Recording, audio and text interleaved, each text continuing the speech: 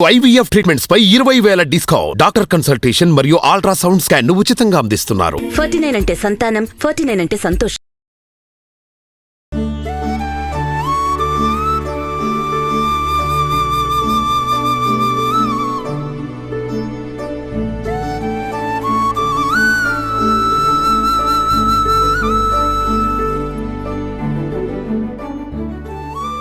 బోల్డ్ అని కూరలు వండుకుంటామండి, రకరకాలు. అప్పుడప్పుడు స్పెషల్ కూరలు వండుతాం. ఏం చేస్తాం స్పెషల్స్ అంటే వెజిటేరియన్స్లో కొంచెం ఎక్కువ వేయించేవి, ఎక్కువ నూనె పోసేవి, చాలా లెంగ్దీ ప్రాసెస్ ఉండే పదార్థాలు అప్పుడప్పుడు మనం ఖాళీగా తీరిగ్గా ఉన్నప్పుడు, అంతేకాదండి ఆ కూరకి కావాల్సిన స్పెషల్ ఐటమ్ ఫ్రెష్గా దొరికితే కాకరకాయలు. ఇవి చిన్నవి, పొట్టివి, ఇలా ఇంత బుజ్జి సైజులో కనపడితే కనుక మంచి ఉత్సాహం వస్తుంది. కాకపోతే దీనికి కొంచెం టైం కావాలి కాబట్టి కాస్త మనకు టైం ఉందో లేదో చూసుకుని చిన్న చిన్న కాకరకాయలు తెచ్చుకుని వీటిని ఉడికిచ్చి పిండేసి కారం వేయించుకుని ఇందులో పెట్టి వీటిని వేయిస్తే ఎక్సలెంట్గా ఉంటుందండి. ఎంత బాగుంటుందో. ఉల్లిపాయలతో చేయొచ్చు, ఉల్లిపాయలు లేకుండానూ చేయొచ్చు. ఉల్లి చాయిస్ ఉన్నవాళ్ళు వేసేసుకోండి, చాయిస్ లేని వాళ్ళు నేను చెప్పినట్టు చేసేయండి. చూద్దాం. ముందు కాకరకాయలన్నింటినీ ఇలా చీరేసి లోపల ముదురు గింజలుంటే తీసేద్దాం, లేత గింజలుంటే ఉంచుకోవచ్చు. అంటే కాయ బాగా లేతగా ఉంటే గింజలు తీయక్కర్లా, ముదురుగా ఉంటే మాత్రం అన్ని కాయలకి ఇలా చక్కగా ఓపెన్ చేయటం, లోపల ఉన్న గింజలు తీసేయటం. స్టవ్ వెలిగిద్దాం. ఒక నీళ్ళ పాత్ర పెట్టుకోండి. దీంట్లో మనం కడిగి కట్ చేసి కొంచెం కోత పెట్టి గింజలు తీసేసిన కాకరకాయలు వేసేద్దాం. సుమారుగా ఒక 1/2 కిలో కాకరకాయలు అనుకోండి, కొన్ని అర కేజీకి దగ్గర. అన్నిటికీ ఘాట్లు పెట్టేసాం, గింజలు తీసేసాం. కాస్త పసుపు, తర్వాత మజ్జిగ వేసి ఉడికిచ్చేవాళ్ళం అండి ఇది వరకు. ఇప్పుడు మజ్జిగలు ఎక్కడుంటాయి, మనం వెన తీసిన మజ్జిగలు, పుల్ల మజ్జిగలు కొంచెం తక్కువే. అందుకని ఏం చేస్తానంటే నేను చింతపండు, చిన్న ఉసిరికాయ ఇంత చింతపండు వేస్తాను. అదేం ఉపయోగపడదు, కాస్త చేదు విరుస్తుందని అంటారు. దీన్ని దాన్ని ఉడకనిద్దాం. మూత పెట్టి మీడియం సెగ మీద వీటిని ఉడకనిద్దాం. ఇది కనుక మనం మార్నింగ్ పొద్దునపూటే 9 గంటలకే చేసేసి పెట్టుకుంటే కాయలు చల్లారిపోతాయి. కారం వేయించిన కారం మన దగ్గర రెడీగా ఉంటే కాయల్లో పెట్టేసేయటం, చక్కగా వేయించేసుకోవటం. కూర కారం చేసుకుందాం. ఇందులో కావాల్సిన కారాన్ని తయారు చేసుకుందాము. దీనికి జనరల్గా అన్ని కూర కారాలకి చేసినట్టుగానే కొన్ని పదార్థాలు పెంచుతాము, కొన్ని తగ్గిస్తాము. ఒకవేళ ఉల్లిపాయలు కావాలంటే వేసుకోవచ్చు, లేకపోతే లేదు. ఏ టైంలో ఉల్లిపాయలు యాడ్ చేయాలో చెప్తాను. కొంచెం నూనె, 1 స్పూన్ నూనె వేద్దాము. ఆల్రెడీ కాకరకాయలు చాలా చేదుగా ఉంటాయి, కొంత చేదు తగ్గుతుంది. కానీ ఇంకా మెంతులు ఎందుకని నేను మెంతులు వేయట్లేదు.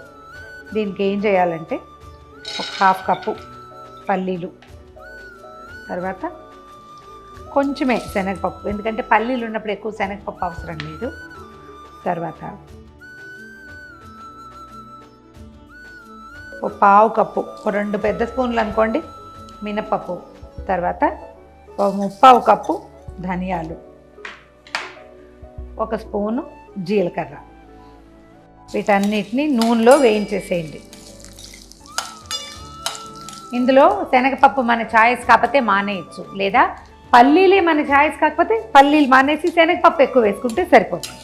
కొంచెం మీడియం ఫ్లేమ్లో ఉంచి ఎర్రబడేదాకా వేయించి అప్పుడు చివరికి ఎండుమిర్చి కనుక వేస్తే మనకి కలర్ బాగా వస్తుంది, ఎర్రగా ఉంటుందన్నమాట. పప్పులు వేగిపోయాక ఎండుమిర్చి చివరికి వేసుకుందాము. అప్పుడు మనకి మిర్చి నల్లబడిపోకుండా ఉంటుంది. ఒకవేళ ఉల్లిపాయ, కొత్తిమీర వేసుకోదలిస్తే ఈ కూర కారంలో ఇప్పుడు ఈ టైంలో కనుక మనం ఉల్లిపాయ వేసి మిర్చితో పాటు వేయించేస్తే కొంచెం కొత్తిమీర యాడ్ చేసి గ్రైండ్ చేసుకోవచ్చు.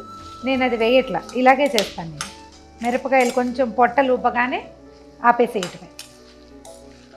1 ఫైనల్ టచ్ ఏంటంటే ఈ కాయలకి సరిపడా మనం కొంచెం చింతపండు యాడ్ చేసుకోవాలి. ఇది ఒక చిన్న విసిరికాయ అంతా కొంచెం ఏసలు తీసేసి ఇలా కొంచెం పల్చగా చీలికల్లాగా చేసి వేస్తే చక్కగా వేగిపోతుంది, పొడిలో ఈవెన్గా కలిసిపోతుంది. స్టవ్ ఆపేసేద్దాం. వేగిపోయింది. దీన్ని చల్లార్చాక గ్రైండ్ చేసేసుకోండి. పొడి సిద్ధంగా చేసుకుంటే కాయల్లో పెట్టి వేయించేసుకోవచ్చు. కాకరకాయలు దాదాపుగా ఉడికిపోయినాయి. చాలా ఇంకా ఎక్కువ ఉడికితే ఇదంతా పేస్ట్గా అయిపోతుంది, అలా అవనివ్వకూడదు. మనకి కాయ ఇట్లా కలర్ మారాలి. కొంచెం ఇది అట్లా గీత పడేలాగా ఉండాలి. చాలు, తీసేద్దాము. వీటిని ఏం చేయాలంటే నీళ్లు వంచేసి కాయలను కొంచెం చల్లారనిస్తే సరిపోతుంది. మనం వేయించిన పప్పులు ధనియాలు గ్రైండ్ చేసేసామంటే సరిపడా ఉప్పు కలిపి పక్కన పెట్టుకోవటం. ఒక మూకుడు పెడదాం. ఇది కొంచెం వెడల్పాటిది పెడితే షాలో ఫ్రై లాగా చేసుకోవచ్చు. ఇది వేడెక్కి కాస్త ఇందులో నూనె పోసి ఇది కొంచెం వేడెక్కే లోపల మనం కాయల్లో కారాన్ని పెట్టేద్దాం. ఈ కూరకి నూనె కొంచెం ఎక్కువే పడుతుందండి, నిర్మోహమాటంగా వేసేయాలి. కాయల్లో తడి లేకుండా కొంచెం పిండేస్తే వీటిని అలాగా బాగుంటుంది. మేమేం చేసేవాళ్ళమంటే వీటికి ఒక దారం చుట్టేవాళ్ళం. ఇట్లా కొంచెం దగ్గరికి చేసేస్తే అతుక్కుంటుందన్నమాట. అది కాయల్లో నిండా కారం పెట్టేసి కొంచెం పక్కకి వాల్చి పెడితే బిగిసిపోతుంది, క్రమంగా తడికి దగ్గరకు వచ్చేస్తుంది అన్నమాట.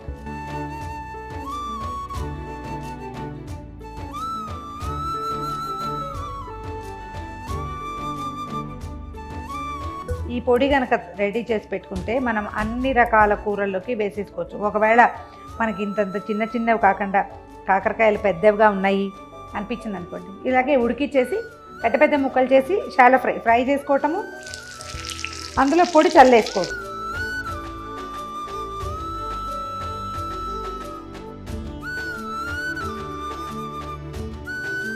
అకేషనల్గా 2 మినిట్స్కి ఒకసారి కాయల్ని అటువైపు అటు ఇటు తిప్పుతూ చక్కగా కాలనివ్వాలంటే వేగిపోనివ్వాలి.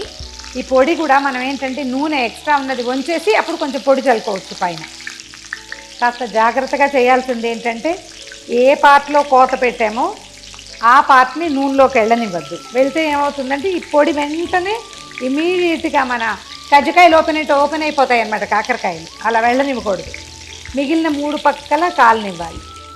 కాస్త చివరికి వచ్చేసరికల్లా ఈ మిగిలిన నూనెని ఈ కాకరకాయల్లో మనం ఎక్కడైతే ఘాట్లు పెట్టి కారం పెట్టామో అక్కడికి అందులోకి వేస్తే ఏమవుతుందంటే లోపలిది కూడా బాగా చక్కగా ఫ్రై అవుతుంది. అంటే ఆయిల్ది ఫ్రై అయింది, నూనెతోటి వేగుతుంది, బాగుంటుంది.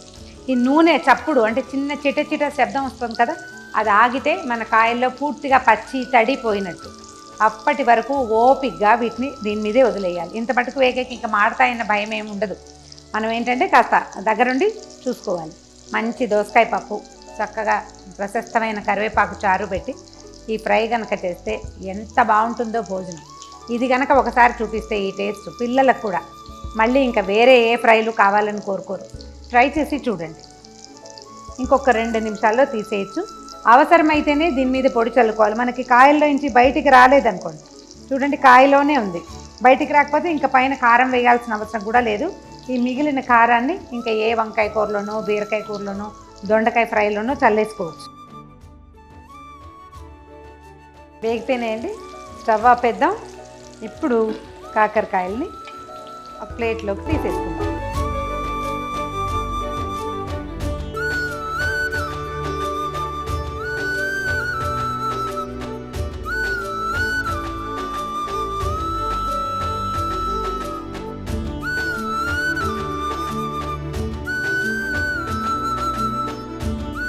ఇలా సర్వ్ చేసేయండి కాకరకాయ ఫ్రై.